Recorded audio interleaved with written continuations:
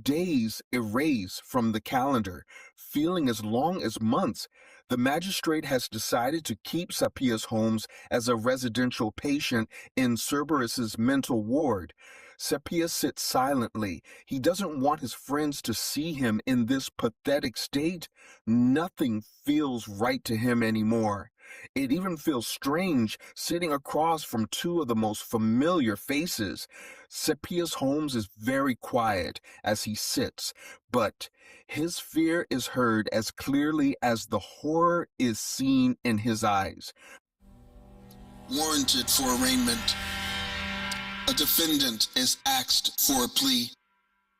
I tried to bargain, but it was with a false outlook. I was already misled on what it meant to be free. Stifled shamelessly by a prosecutor's vindictive use of righteous bills, awaiting a unanimously swayed verdict, already prepared to appeal.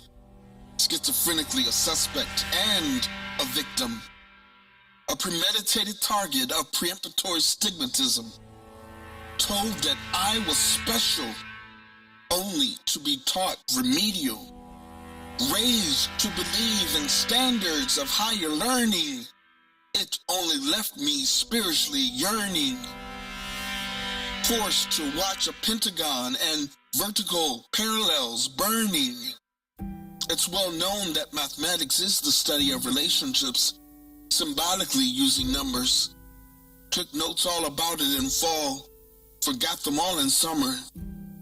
Forced to refer to myself as a minority, incessantly judged by the title suggestion of incapability rather than ability. A victim of social persuasion with the intent to excite. The oppressed have been forced to unite. You look at me as if that's all. It's been written in blood that united we stand, but it's labels that divide us. It is then that we fall, incarcerated in this cell, sentenced to life without parole. Could this cell be hell? Heard stories about it, never been there and back to tell. Hell, a deep and dark abyss of deception, larceny, disloyalty, and hate, where beauty is stripped to a core, sweltering with shame, regret, and disgrace. Perched nowhere now, even a sparrow to praise the dawning of a fresh morning dew. A sound once taken for granted, now replaced with desperate cries for just a song or two, reminiscing destructively of how it used to be, living miserably in the reality of what now will never be. I'm thirsty for just another sip of the future's bitter nectar. I'm hungry for just another bite from the bread of life. My cup once was running over, now I weep a glutton fool, for the glass is neither half empty nor half full. Rotting from the inside out, with my face stricken by jaded weariness, I lived a life full of untamed desires that prepared these concrete walls and barbed wire. My bed of current dwelling streaked with blue and orange fire, now swelling from the infectious results of discomfort and fear. The yellow part of any flame is the coolest by far, yet the hope of feeling even that sensation quickly falls on deaf ears, cause right here where I've allowed myself to end, not even a first or last name could separate the faces, bodies, and various tones of skin. The tears once wasted and shed before, as I complained, still in complete control, evaporated my tear ducts before they can trickle, burn, and flow, carving hash marks marks into my wrist, being reminded daily of all the serpents that tempted me, cursing every day I gave in to their trickery. I became fearful, accepting their lies as truth and law to live by as I die. Trapped like an animal in a zoo, without others to point fingers to and hold accountable. Solitude has erased all my misconceptions on life, and I admit I was a bit irrational. I sit as an outcast in the mess hall, staring intensely into a bowl of poisonous self-blame, resentment, and regrets eat my flesh. Now this cell makes my name. I'm imprisoned by letting everyone else decide who I'm supposed to be. Believing while running the whole race that they loved me, not realizing the race was rigged so that if I did win, it would absolutely never happen again.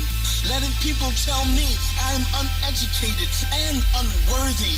Letting people tell me I am the one out of 3 men to be dead by the age 30.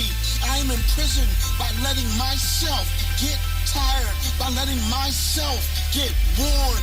I am imprisoned by my own choices. There is no time in life, not even a second, to stop being true or smell the roses. For everyone in the world to be equal, who on earth can possibly be the best? Besides, the score is written in red by my name alone for any test. To die here may be in order to gain.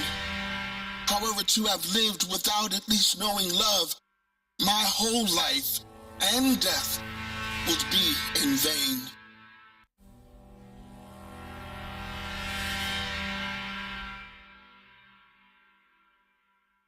Thank you for joining me for this reading from my novelette, Destiny Stereo.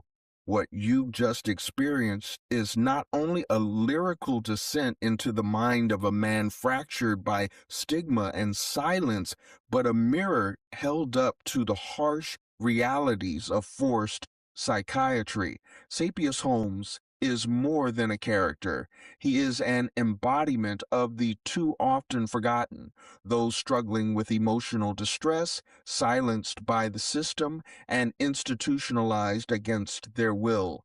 His incarceration in Cerberus mental ward is not treatment. It is trauma under the mask of care. This Mental Health Month, let's move beyond awareness into advocacy. That's why we're standing in solidarity with Abolish Forced Psychiatry. Their guiding principles remind us no more involuntary interventions, no more legal discrimination based on diagnosis. Yes to community-based, non-coercive supports. Yes to justice, housing, and dignity for all. Forced hospitalization didn't save Sapius Holmes. It stripped him of his dignity. Let his story be the sound check before a louder revolution in how we treat the emotionally distressed. Let love, not coercion, be the beginning of care. Until all are free, none are truly healed.